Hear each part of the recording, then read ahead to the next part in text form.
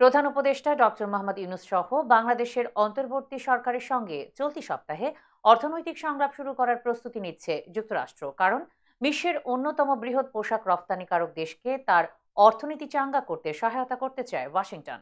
মঙ্গলবার এক প্রতিবেদনে তথ্য জানিয়েছে ব্রিটিশ সংবাদ মাধ্যম ফিনান্সিয়াল টাইমস। প্রতিবেদনে বলা হয়েছে, শেখ হাসিনার সরকারের পতনের পর আগামী 14 এবং 15 সেপ্টেম্বর ঢাকায় অনুষ্ঠিতব্য আলোচনাটি মার্কিন যুক্তরাষ্ট্র এবং বাংলাদেশের মধ্যকার প্রথম উচ্চ পর্যায়ের অর্থনৈতিক সংলাপ হতে যাচ্ছে।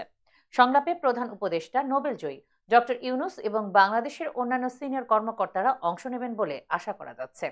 ফিনান্সিয়াল টাইমস জানিয়েছে, অর্থ বিভাগের নেতৃত্বে মার্কিন প্রতিনিধি দলে আরও থাকতে পারেন দেশটির পররাষ্ট্র বিভাগ, US agency for international development এবং ইউএস ট্রেড রিপ্রেজেন্টেটিভ অফিসের কর্মকর্তারা। মার্কিন রাজস্ব ও অর্থ দফতরের আন্তর্জাতিক অর্থায়ন বিষয়ক সহকারী সেক্রেটারি ব্রেন্ট নেইম্যান ফিনান্সিয়াল টাইমসকে বলেছেন, যুক্তরাষ্ট্র আশাবাদী যে প্রয়োজনীয় সংস্কারের মাধ্যমে বাংলাদেশ তার অর্থনৈতিক দুর্বলতা মোকাবিলা করতে পারবে এবং অব্যাহত প্রবৃদ্ধি ও সমৃদ্ধির ভিত্তি তৈরি করতে পারবে।